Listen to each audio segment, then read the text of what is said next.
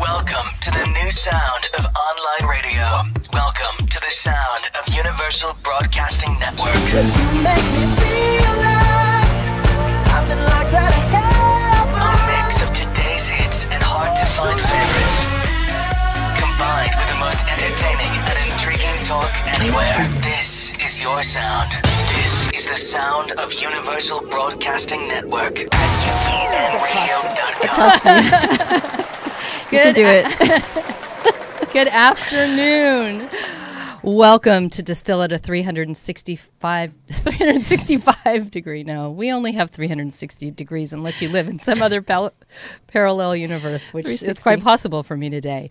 A 360 degree view of life and sports. My name is Wendy Rosenthal. I am here with the lovely, the amazing, and I don't know, tall. I'm saying tall today. Ava Switzer. You're feeling tall today for me.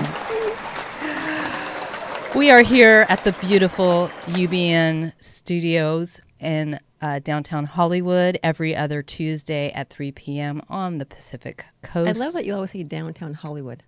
So I didn't grow up hearing Hollywood ever referred to as downtown. Downtown is... We're in the middle of Hollywood. To me, that's downtown. There's a downtown. This is downtown Hollywood. This is it. We're here. Okay. We're the center of it. We're the center of the universe. So wherever we are really is downtown. Okay. Yes, you heard it here first. We are very excited to be here every other Tuesday to talk about our favorite topic, which is sports, being a metaphor for life. And we like to look at sports from every different angle, from all the ins and outs. We usually don't spend a lot of time analyzing sports because as much as we love what's going on the field, we actually really, really love what's going on off the field. Yeah. And Ava and I, just so you know, we are co-founders and owners of the Distillery Inc., which is a sports consulting firm that works with athletes to help them transition from their life in sports to a fulfilling life after using their own athletic intelligence. We distill it and transform it, and that's why we think we have the right to talk about anything we want about in terms of sports, and that's what we do. We're very excited that you joined us today because we have, as always, a really fascinating show, something that we connect with, and I think everybody is going to connect with because we are, after all, human beings with lots of emotions, and we can all see in our daily lives how emotions might affect us to the benefit or to our detriment, and that can be particularly highlighted and shown like instantaneous. We talk about a lot about how what happens on the field is like almost an instantaneous reflection of life, and dealing with emotions is for sure one of those aspects of being an athlete at any level. Before we get started and we introduce our two amazing guests today, as always, we like to say hello to Jarvis, our amazing magic man with the fingers. He is surfing the internet for us all the time. Nothing dirty here. Get your minds out of the gutter, everybody. Get your minds out of the gutter. You just called him magic man with the fingers. With the fingers of whatever. Thank you, Jarvis. You're welcome. You'll all see what I'm talking about once you start watching. And we always like to start with, see, I'm making you laugh today. I love that. Magic man with the fingers. Go ahead. Try and we always like, we always like to start with. It beats security blanket, I can tell you that much. It'd be hard to do magic if you didn't have fingers. Okay. Oh, Lord. It's going to be a good Back show. to the topic. Emotions. Laughter is a very, very strong emotion that can be used to help you come out of something that is out of a funk. Exactly. Yeah. So we wanted to quickly talk about the most important thing that's going on in sports right now. And it isn't the World Cup. Okay, not yet. It's almost the World Cup. It's almost the World Cup. And we can't have David here today and not discuss. The NBA Finals. The NBA Finals. I'm going to ask David Blue just to chime in. He's one of our esteemed guests today. How does anybody expect LeBron to really carry a whole team for an entire season? Like, is he, truly, it's he's remarkable. Done it to this point, but now he's facing a great team. Yeah, which is one of the best. One of the best. They look amazing. Yeah. I mean, what did Steph Curry the other night have? 27 points made on 3-pointers, 9 3-pointers. It's like a new record or something like that. Yeah. It's crazy. Even Jordan had Pippen and Rodman. Exactly. Or Pippen and Horace Grant. It's true. It's LeBron very is true. Really on his own out there. Show. Yeah. It's making for great viewership. It's fun to watch, but you got to feel for him because he's got to also, actually, it's a great point. I mean, he's got to be feeling the pressure of having to carry the whole team. So maybe we'll pick that back up again as we continue this conversation, because I can't imagine that it's easy, A, and that B, it's not having some effect on his play for sure. Yep. I also want to welcome everybody who has joined us since we have come on air. Thank you for being here, especially those of you who are overseas, and it's probably a lot later for you than it is here. The last thing of a little bit of housekeeping that I want to do is, as every show, I wear a hat that hopefully has some meaning to the show, the topic or the guest that is with us. I cannot talk today. It's going to be fun. Anyway, I was very excited because I thought there's no way I'm going to have something in my closet that reflects emotional intelligence. Exactly. I stood in my closet and I went, I don't know what I'm going to do. And I thought, my husband's out of town. Let me see if I can rummage through some of his hats and come up with something. And look, I found something. It's amazing. Consciousness is everything. I don't know if everybody can see it, but it says consciousness is everything. And the fact of the matter is, and what I think we're going to find out in this conversation, is that where your mind is when you're an athlete is where your body is going to be, and how much that impacts how you play. So consciousness is everything. Good job. Thank you. A nice one. Oh, I'm glad. I'm glad you like it. Right. I'm so excited to bring our two guests into this conversation. We just introduced David Blue. David was a former basketball player overseas for the longest period of time with the Maccabi Tel Aviv Electra, a superstar there.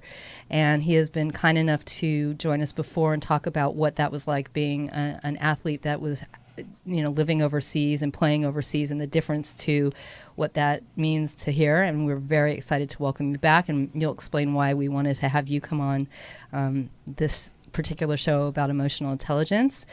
And our second guest, you're all waiting and watching me, Scott Svetkovsky. Beautiful. Do I get a prize?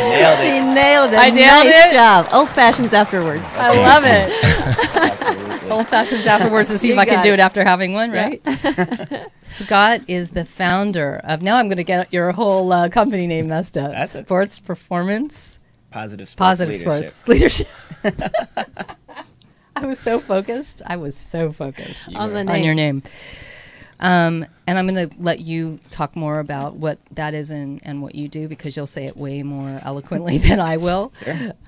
But we are very happy to have you join us as kind of an expert in this field and somebody who's working with athletes to help them connect more to their emotional intelligence and be able to use that as something that elevates their play, correct? Absolutely. Okay. Yeah.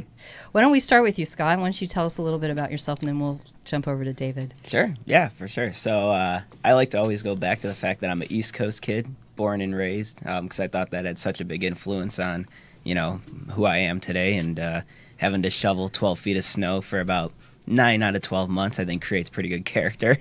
So, I grew up on the East Coast, and I've been an athlete my entire life. I was fortunate enough to play college athletics as a soccer player, grew up in a martial arts studio. Those two things really encompassed and kind of put me on the path to where I am today. Did a stint in marketing for a while, sat down from the COO, and he was like, in 10 years, I want you to be the COO of this company. And I'm pretty sure I put my 2 weeks in the next day. Oh, my gosh. Because I realized that what I wanted to do was affect people's lives on such a deep and impactful meeting, and being able to teach the martial arts was one outlet to do it. And I went and I got a master's in executive leadership and change, and that's where I truly fell in love with emotional intelligence, created a thesis around it, wrote a book called The Sports Leadership Guide, and that became the stem of positive sports leadership and what I do today. And where can people buy the book? So they can buy that on Amazon, and it's in Barnes & Noble as well. And so we're constantly doing updates, so if for some reason it's not there, just come back in a few hours, and the next day it'll be up there. You're always doing updates to your book? I am. Small Wow. updates, because as I teach emotional intelligence and as I work with more athletes and learn different dynamics and different people, I feel like, okay, I can continually educate people when I'm talking, but if people are buying my book and that's outdated, then it doesn't really go together, which is why I chose to self-publish versus going to a publisher, because it gives me control and autonomy over to go in and be able to make those edits whenever I need to. So if it's something major, we'll do a whole new edition, but normally it's just like, I remember in this line about, stress tolerance, but now I just learned something new. I think I'm going to go change that real quick. So, and I'll go back and change that. Oh, that's incredible. Yeah. So before we jump into the conversation, David, why don't you give us a minute about yourself and what you're doing now in the field of sports and emotional intelligence? Okay, sure. I grew up here in Los Angeles playing basketball. That was kind of my sanctuary, really. Basketball is where I found my peace and my happiness. And so it had a lot of meaning for me. And then after high school, went to University of Southern California, had a good career there, and then went over to be a professional athlete in Europe. Played there for 11 years, had a lot of success. Also sort of implemented martial arts into my basketball game, and sort of that helped me get to another level spiritually, mentally, and emotionally, and even a stronger attachment to the game. And then retired 4 years ago. And I was involved with different businesses, and I found a real comfortable place in training kids now and teaching them about emotional intelligence on the court, and really understanding energy and how it works, and how you can harness that energy, which is the emotions, and become a better athlete on and off the court. But the first key I teach kids is they have to find meaning for the game. So really, implementing the energy and the emotions with the fundamentals and the footwork, and incorporating martial arts into the training. Dave and I are going to be best friends after this. He's an easy guy to really like and to hang with. We also want to remind everybody, and we would love to hear your questions and comments. We've got two experts here, so take advantage of it. If you have any questions, you can either type them into the Facebook live comment section, and we'll read them out, or you can call us at 323-284-7826, or you can even Skype us on UBN Skype One Guest. I have a question to start off with. So it's something that we wrote in our Facebook post. Why is it that emotional intelligence as a part of the whole maybe training experience, what athletes are doing to prepare themselves for their sport at any level, why is that kind of not the primary thing? Why is that so far down on the list of things that athletes or even coaches think about? Because a coach's job is to win, and for them, the way, at least you can back me up or debate it on me, but coaches' jobs are to win so they can keep their job security, and the best way they know how to do that is through technical and tactical. And so I was speaking at emotional intelligence stuff at UCLA about this, and why it's important to have someone external come and focus it, because coaches really don't have the time to put in the amount of effort that I can put in and use the type of tools that I can use in order to do that. And so what happens is they're so focused on the W, and the best way they know how to do that is through technical, tactical, through the actual mechanics of the sport. And they forget, not that they forget, but again, it could be all about timing, is they don't have the time for the mechanics of the internal, which is what we make time unless for. They're trained on how to do that. Unless they're trained. There are a few, I think certainly we've been watching, basketball now. I always think of Brad Stevens and the Boston Celtics coach, which I think he is the epitome of coaching from the perspective of emotional intelligence. I think he does such an amazing job of keeping his own emotions in check, but really gauging the emotions of those around him, and being able to keep everyone focused and really be empathetic and display that, which I think is really hard to do on the field. Yeah, it is, especially when, we always say, emotions are so high during this. It's so high. How do you, control yourself? And it's through, I'm a firm believer in the external training off of the court. You're off the court more than you're on the court. And so I think that the training comes really externally in your everyday life. Yeah. I don't know, every time I stepped onto the soccer field, I didn't say, okay, today I'm going to work on my emotional intelligence in practice. It just doesn't happen. You know what I mean? You just kind of, like we were talking about earlier, you kind of figure it out along the way and how to control things until you're out of control, and then someone tries to rope you back in. But you don't put it in the paradigm of emotional intelligence. You just kind of do it until it shows up. But isn't, you talk about coaches, wanting the win. so the studies that I've been looking at are showing that when athletes do have a higher level of emotional intelligence, their likelihood of being successful is much higher, like markedly higher. I don't know the exact statistics, but so why isn't that perceived as something that should be wrapped in? And, you know, David, you've been coached at that high level. Like, why is that not something that is more popular to think about? Understanding the time and what you're saying that it takes to do it. But I would think if you want to win, don't you want the best athletes all around? Well, that would be outsourcing. The coach would have to do, because they only have a certain amount of bandwidth as well. So they'd have to, for them to go out and learn about this and practice it takes time from their technical learnings. It's much like school children. They don't learn emotional intelligence from their teachers. They learn technical stuff, and they're supposed to learn that at home from their parents, how to be emotionally intelligent. This is where the joke comes in. Right. And I raise my hand and go, yeah, right. Like I could, you know, like how unemotionally unintelligent. I think you're much more emotionally intelligent than you give yourself credit for. I may be, but my point is that, you know, if that's where it's supposed to be learned, especially as it relates to, you know, being an athlete, if your parent isn't there, how do you grab kids at a younger age? You know, well, that's just human beings. You know, the nurturing that they need from their parents in order to grow into emotionally intelligent people.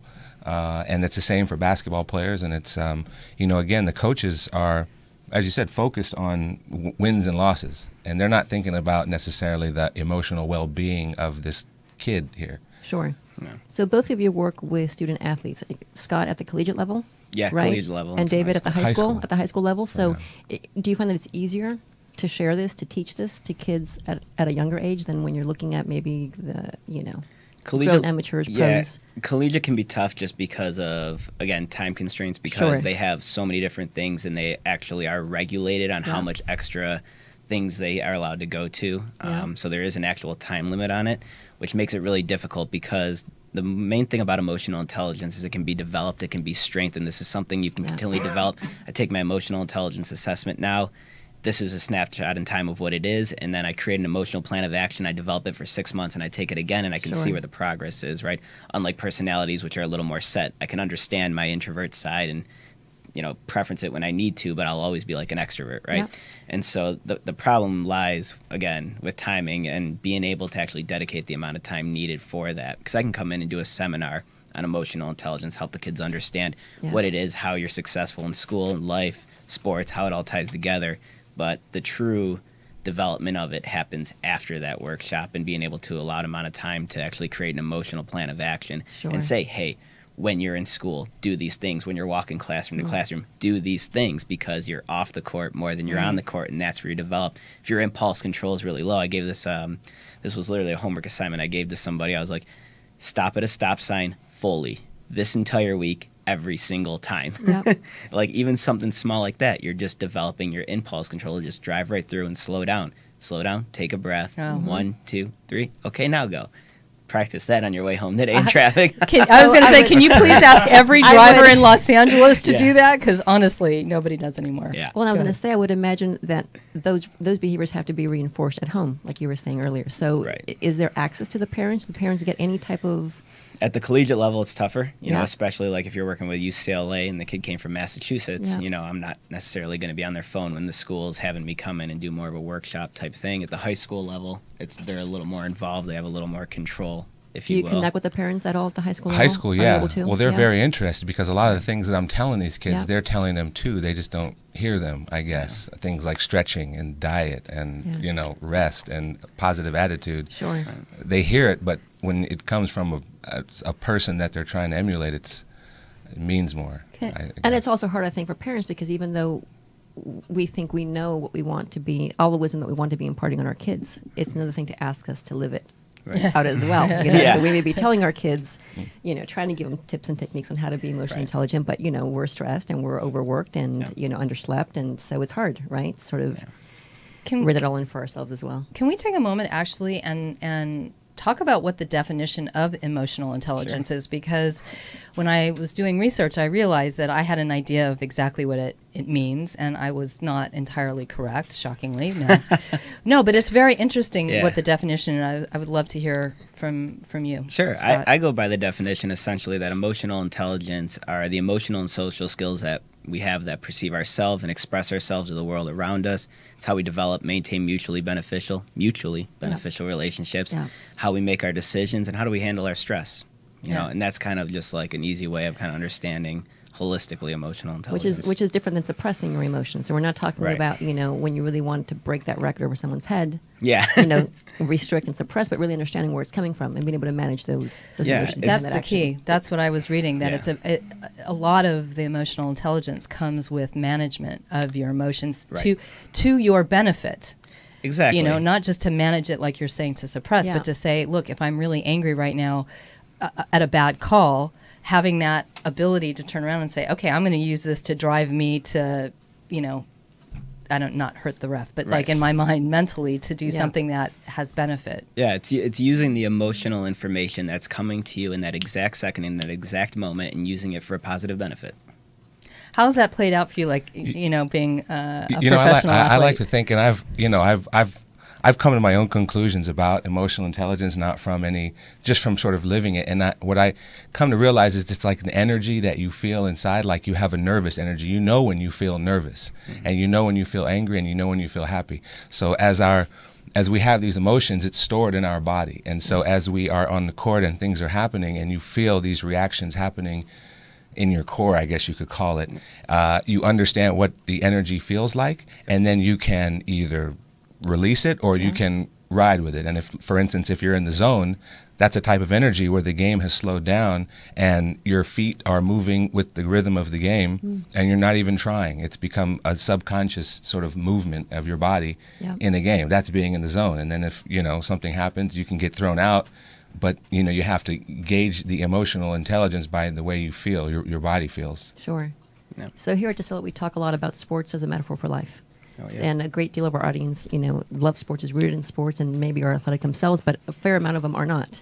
So if you were talking to not just athletes or student athletes, but to the general population, what are maybe some sort of quick tips you can say? If you're working on developing 1, 2, 3, this is what you can be doing daily. I think the first thing is, you know, so many people usually revert to, you know, everyone gets stressed, right? That's kind of like a universal thing. Like even the most chillest, calm people I've ever met in my life, they get stressed. So what I can say is kind of like what he was talking about is the first thing you can start doing is literally start an emotional journal is usually what I give people tips. So start finding out what your triggers are. So if you find yourself flying off the handle, I keep flying off the handle, but it's at a bunch of different things, there's probably some underlining trigger there that you're missing that's happening throughout that. So you can either start like avoiding those type of things or just know like, okay, this is happening. I can feel it happening. I can feel it bottling up. Okay, what was the trigger right then and there? And you can start using that information. And that can go along with any amount of different situations. Just stress management is just one of them. So I always say start creating an emotional journal of throughout your day. How did you feel at this point? What happened in here? And, you know, it kind of goes back to when you were journaling in your bed, but, you know, make it a little more detailed. I was in this situation and this is how I physically felt and this is how I reacted and this is what it felt in my body and this is how I communicated and I yelled and I screamed and I didn't say anything of importance, you know, and so you could start seeing how you actually react and see the roadmap of it. Sure. And then how do you use that once you're, you know, in your sport, whatever that sport? And I believe that this is also very apropos to home athletes. One of the other things that I was reading was there was a study done where they looked at marathon runners and what they did the emotional intelligence tests before, you know, they went for their marathon, and they found that those who had higher emotional intelligence actually ran their half marathons faster, all things being equal. Yes, some train more, like there was some ways to wait it out. So how do you then translate what you're talking about into helping you when you're playing, you're running, you're exercising, whatever it is? My assumption without seeing those assessments would be is that their optimism level is probably pretty high. And like we were talking about with energy, like our thought process controls the energy within our body. And you'll probably laugh at this. We used to have a saying back in soccer, which was look good, feel good, play good, right? It's like, you know, fix your hair when I had hair in the mirror. Absolutely. And you know, look good, feel good, play good. But what you're really telling yourself is positive affirmations, which is creating positive energy in your body, which is feeding your muscles, literally feeding your muscles the correct energy it needs to perform at a higher level. Yeah. So you can say, okay, well, now if I start practicing having a positive outlook, and that's really a huge key, because that's something you can do in any situation. If you learn and practice in every part of your life to find a positive outlook, it just becomes automatic. You literally sometimes cannot find, faults. And like, obviously things happen and you get stressed, but when you focus on every situation and finding that positive outlook, that's when it becomes automatic. It's like, okay, we're down, but you know what, we're going to get through this, we're going to get better, like yada, yada, yada. And it goes from there. So that would be my assumption based off of that. Well, I think that, yes, they even talked about that in the article, that having a positive outlook, feeling like you can overcome things. Actually, they talked also about the fact that, like what you're saying, when you're in a state of positive thoughts or positivity in what you're doing, it impacts your muscles physically. Oh, yeah. So if there's any level of anxiety, obviously your muscles are going to operate differently because you're doing this, you're upset, right. like it's translating through your whole body. And so whatever the measurements they were saying of emotional intelligence, the fact of the matter is that there's a physical outcome that is quantitative, that you can actually measure and show that your state of mind is going to and can impact your physical ability to play. Absolutely. Right? So even it's like, I'm sorry to say one more thing, No, that you're good. that, you know, even if it's like blowing off steam, like the reason I brought up kind of the tennis racket earlier is that if you were watching the French Open this weekend, they did a little piece. It was very funny about all the people who like to break their rackets when they're playing. And they asked the question, does it make a difference? And John McEnroe is obviously a commentator, and he was talking about how, for a moment, because you get that energy out, that stress release. But really, at the end of the day, is that what's driving you? And is it? And then again, I don't even think that many athletes realize how the impact it has on their musculature, their ability to play. That's why breath and energy is so important, and why I do like the meditation and stuff, and learning to like literally exhale that negative energy that's kind of, just use it through your breath is so important. And if you want to test it without doing your emotional intelligence assessment, go home tonight, go to bed, and tell yourself over and over again you're going to have a terrible run in the morning, and then go for a run and see how it goes. Yeah. You know? Well, I can use just one quick example. I was telling you guys that I started taking karate, and I was very shocked at how when I used when I actually breathed the correct way into whatever position I was moving to, and I really thought through the energy that's going through my body, the moves became much easier for me to do than not. So that connection was so much more apparent to me than it ever has been, really. Consciousness is everything. Look, it works, everybody. It works. You've got us focused. I got us Being in the focused. That's right. Being in the moment. That's a great point, David. What do you mean by that? Well, just especially on the daily things, like for daily life, in basketball, things are happening so fast, and sometimes you see the players and they don't look like their facial expressions have changed, but they're having an internal dialogue with themselves, and as they're walking to the bench they're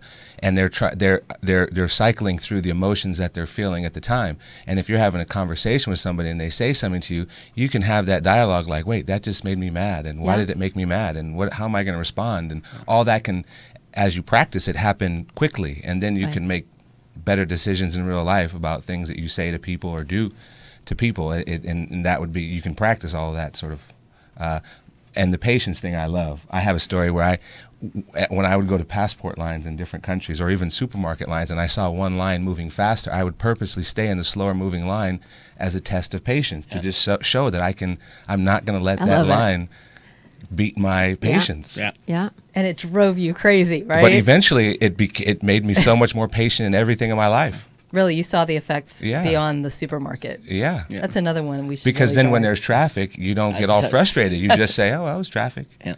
And you just let it go, and you just make the most of it. That's not easy. It's practice. Yeah. Okay. Yeah. Takes But that's practice. it, right? We operate in life based on the way that we practice day in and day out. Absolutely. You know, that's how we affect change. 100%. Yeah.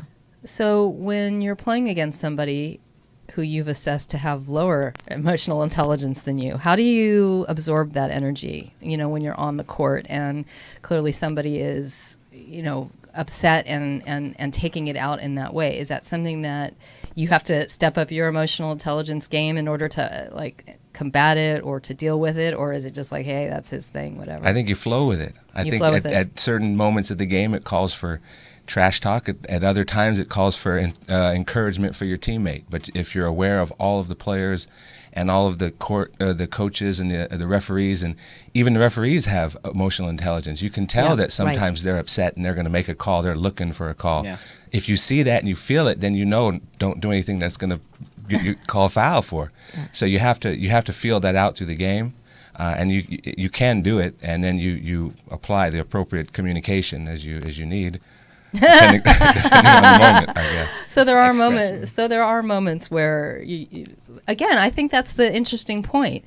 There are moments where you may choose to be more aggressive, or you may choose, regardless of the situation, because you're actually using your emotional intelligence. Am I correct? Like, you're managing the emotions not only of yourself but everything else that's going on around you. I mean, in the beginning of a game, if you're not as active, let's say, then maybe the guy guarding you is going to relax for a little bit, and then you're going to find a moment where you can catch fire, let's say, and he's not ready for that. Yeah.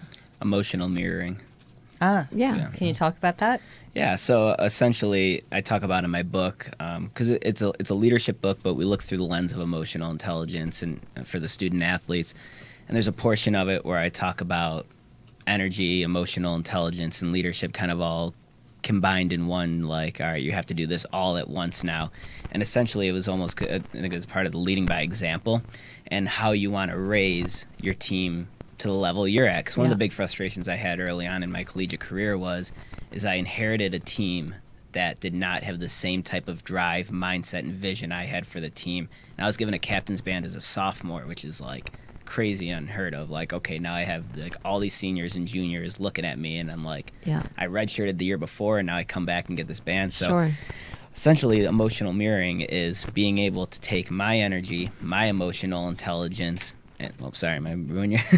and being able to show the team and actually help them perform at that same type of level. So if I'm over here with Dave and we're doing stuff and I see his emotional energy is a little low, I can start doing things by him. I can start engaging with him. There's certain communicative things I can say, like you were just saying, to get them to rise to that next level and that higher frequency for them. And it's like at the end of the bench, you know, there's the guy who doesn't get much playing time is usually sitting at the end of the bench unhappy. Well, if you get taken out of the game and you go sit next to him, he may have a negative energy that is going to try to suck you into his, instead of you focusing on the game and staying focused. Yeah. So it works the other way too, where there's actively, and you go play an away game and there's 20,000 people in the stands and they're trying to give you negative energy. Yeah. So you have to deal with that. But that's what's so amazing. Like, you're managing not just your own emotions, but the emotions of others. Mm-hmm. Whether it's, like you said, it's the fans, it's the players on your own team, the players on the opposing team, the referee. You know, we really can take so much power from understanding that if we just do that work of focusing on developing our emotional intelligence, we're actually much more in control than we would be otherwise. Absolutely. I mean, so look, can we talk about that a little bit? Because I think the idea of taking on also the energy of fans. You know, we were talking a little bit about LeBron, right? And here's a guy who's carrying his whole team. That has to have some kind of an impact on him emotionally, especially if, unfortunately for him, they've had a couple of hard losses as a result of that. Yeah. So how does an athlete tap into their emotional intelligence in order to I don't know, elevate, win, drive, like when, especially in the last couple of games, they've been up in Golden State, so not only does he have the burden of the whole team, but he's got the whole of the stadium going against him. Yeah. How does somebody deal with that? Or how do you train somebody to deal with that? Well, just first of all, letting them know that they can do that. That's the first thing. You know, a lot of athletes don't even know that they can control their emotions if they tried. And then it's really about how you perceive those fans. I mean, they're clapping and screaming for a reason. You know, you can pretend that they're clapping and screaming for you, and all the boos are actually cheers. Yeah. Or you can take that energy and transmutate it into motivation and get down a better defensive stance. Yeah. There's all types of ways. You just have to be creative. But understanding is the first thing that you can do that as a human being. So again, it begs the question of why it is that the leagues, the teams, the coaches aren't really focusing so much more attention on making sure players are developing their emotional intelligence. So, and I know we talked about access is tough, time is tough. I mean, certainly the work that we do, whether we're dealing with colleges or the professional leagues, access to the players is super challenging. Yeah. They have very strict schedules. Access to them, access to their time is very, very hard. So I get that. Yeah. But if you could say, like, we're sitting here and you're talking to the leagues out there, you're talking to everyone out there and they're listening, and you could say, look, at least if you can bring me in, day one of training camp, or bring me in at the off season, like, is it reasonable to be able to say I can come in and do a one-shot workshop and set you up for the season, or does it really have to be maintained throughout? Any type of development will be beneficial. Yeah. Just getting them to understand, if I come in for a 2-3 hour, 5 hour, whatever, how many time they say you have 30 minutes, I will make 30 minutes worthwhile. Sure. I always will. And so it's absolutely beneficial to do that, to be able to say, hey, like, we understand that at the end of the day, this game is played by human beings, and this is a core component of my human being's productivity. Yeah. It's time to start actually acknowledging that and pushing that. And I think we are shifting a little bit more and more, and especially as we as a culture shift to more mindfulness and consciousness and things like that. This is going to be one of the things that come out, and you can see it already now with former NBA players retiring and coming out and saying that this is the main thing. But yeah, it's just they have to make the conscious decision and understand that we're dealing with internal true development, fulfillment, drive that comes from within, and that creates a result on the field. And you're just going to have to make the conscious choice to say, hey, this is a true part of a performing athlete, and it's a proven key indicator of human performance. We just have to implement it now. Yeah. Just do it.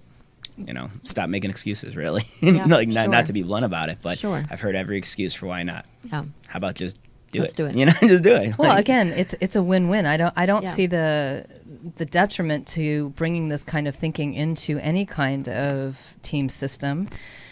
Are you dealing with coaches? Have you played for coaches that have maybe more than others? Has that impacted you as a player? And as for you, Scott, are you reaching out to coaches to say, hey, maybe if I just train them, that's where it can start at the early stages too? Like, I think about, our sons right now are playing with parent volunteer coaches who, they're not there. But as soon as they get into a league where the coaches are hired, or when they're in, school or whatever, I mean, isn't that where you want to start? It can be where you start. Because obviously you have to have buy-in, from the coaches to understand that this does have value, and helping them understand that will absolutely give them more of a kind of push to say, okay, now we want to do this for our players. Yeah. And obviously just as an entire, whether you're an academy, whether you're a professional team, it's just going to benefit the whole organization in general. Sure. Especially at the professional level, because think about how many interviews they have to do and how many times they have to control themselves. And in a spot in my book, I talk about, how to control yourself from talking to fans and things like that. But yeah, I mean, going through coaches is an absolute benefit. I use the leadership report when it comes to the coaches, or I use emotional intelligence in the workplace, which really dives in. But the leadership one's really good because obviously they're in a leadership position, goes over the whole model of emotional intelligence, but then it goes into extra things like your coaching, your insight, different things into that. Sure. Is there a stigma? Do you think athletes have a stigma about having a conversation about their emotions and how it gets expressed in their sport? Kind of looking at you, David. Yeah, I mean, as boys, we're taught don't cry and get up and walk it off, and so what? He called you this or that, play through it, and eventually, as you grow up, that's just kind of how you live, and then you have these issues, and you go home angry, and you just deal with it, and you go to sleep, and then once you understand that you can sort of get all that negative energy out, then it's great. With regard to why it's not more widely used here, I think a part of it has to do with the fact that a lot of what we're talking about here is sort of Eastern philosophies, and I don't know in this country if that's necessarily as accepted as what the West has done with their spiritual and emotional work. And if Phil Jackson can go teach Zen Buddhism to the Chicago Bulls and they win 6 championships, and then coach Kobe Bryant, and then Steve Kerr, who played for Phil Jackson, is now the winningest coach in the NBA. Yeah. I assume Steve Kerr is using some of the philosophies and techniques that Phil Jackson used. Sure. Why wouldn't every basketball coach or every coach in general use that? And I think it's because, you know, Phil embraced a different culture, and I think that us here in America have a hard time with that. Yeah. To be honest. Well, that's why I asked the question, because I do think, you know, we've talked about the fact that sports in general allow, I'll say mostly men, to be honest, to express emotions that you would not see them express anyplace else. You know, I always tell the story about this one rugby match that I was at where Wales, after many years of being defeated by England in championship games, won. And I saw grown men crumpled on the ground, crying as if, God forbid, something had happened to somebody in their family. I mean, it was so, and we talk about with the World Cup coming up, it's profound that the feelings and the emotions that don't seem to be released anyplace else, but when you're watching sports on one level, but then on the same level, there's such a pent upness about tapping into that emotional side and what it can do for you. It's very interesting to me. It's such a dichotomy, actually. Well, and it's interesting, I think, as well, because we talk about how uncomfortable it is for somebody to discuss emotions, to be in touch with their emotions. But at the same time, certainly in professional sports and at the collegiate level, we end up talking about emotions anyhow when we're talking about the rogue players who've, you know, the troublemakers who don't know how to control their temper, who don't know how to control. The Y guy. Right? So we end up spending time discussing this anyhow.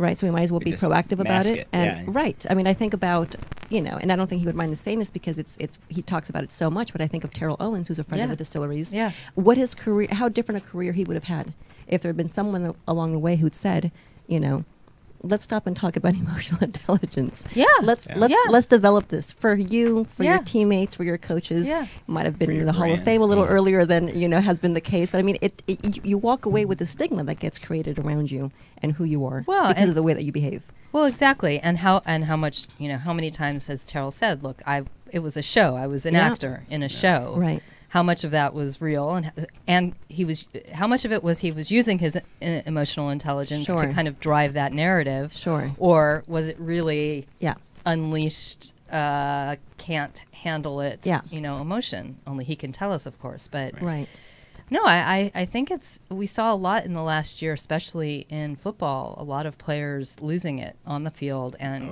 big time. I talked about that all season, every single time, because I've had friends that. So I'm a Bills fan.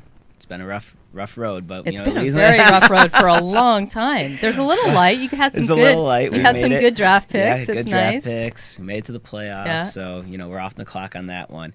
But I mean, every Sunday, 10 a.m., you know, and I would just sit there and I nudge my brother. I'm like, lack of emotional intelligence. Pointing out, he's like, yeah, I know, just stop. All right.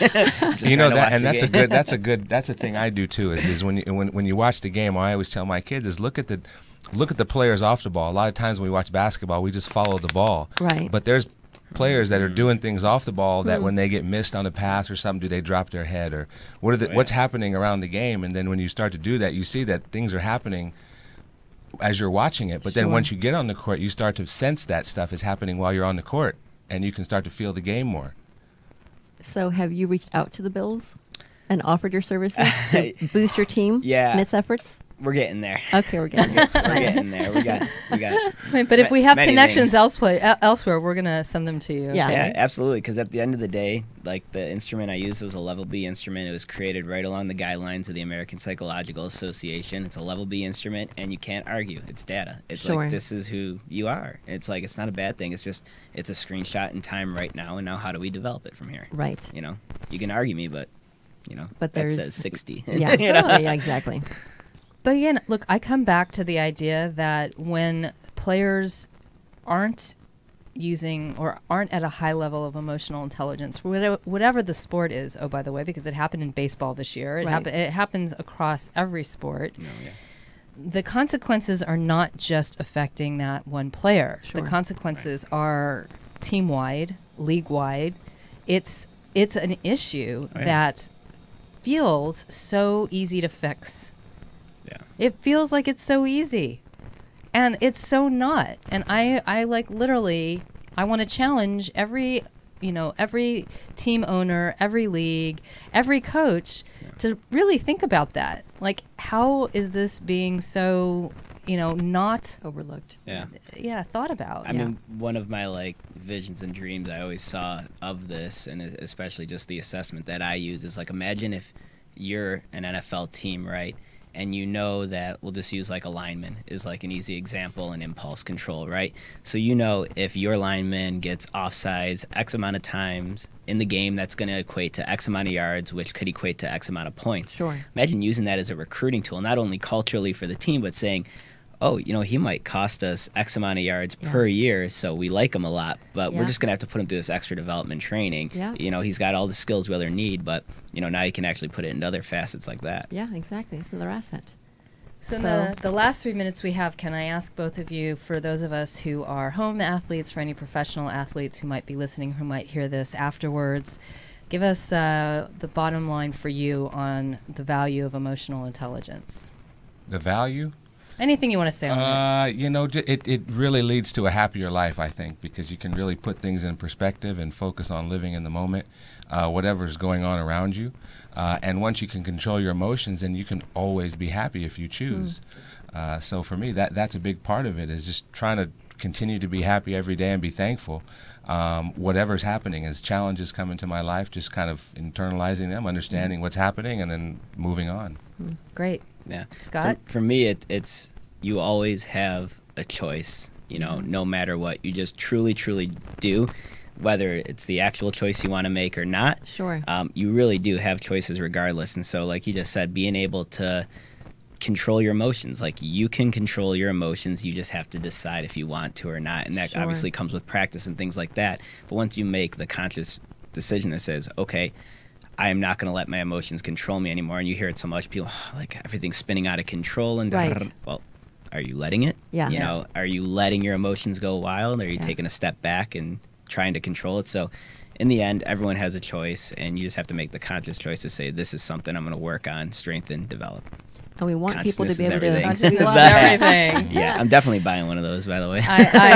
We'll get you one. Yes. And we want people to, I was going to say, we want people to be able to find you. So your website's contact info, where can people track you down? Facebook, Blue Basketball. Okay. Blue Basketball is my handle, Blue Basketball Consulting. Okay. Perfect. Scott? PositiveSportsLeadership.com is the best way to get a hold of me, and you can see kind of everything that I do and the different facets of what I do. Perfect. I also want to say, on behalf of the distillery, that in our mind, having emotional intelligence goes with you everywhere in your life. So after your career in sports, when things may not look as clear, when you may not have that direction that you want to go, relying on your emotional intelligence is one of the things that's going to help you really have that fulfilling life beyond your career in sports. Sure. Self-actualization. Yeah. Thank you guys so much for being here. Such a fascinating conversation, and I'm sure we'll want to tap into your intelligence, not just emotional, again sometime in the future. Yeah. Thank you so much for joining us today from all over the world. We really appreciate it. We saw friends from all over the place. And we're back next week because of our travel schedules over the summer. So June 12th. We are back next week, and we are back at an earlier time just for next Tuesday, because we are going to be speaking to a fascinating sports lawyer and manager who happens to be in the UK. And he does something, David, that is very near and dear to your heart. He helps bring players over to other countries. So we're going to have a chat with him. 10 o'clock next Tuesday, June 12th. Yep. Thank you so much for joining us. Have a fantastic day wherever you are, and we will see you soon. Thank you, everyone. Shows that make you laugh. Shows that make you think. Music that moves you. It could only be one place. Universal Broadcasting Network. Tune in at ubnradio.com.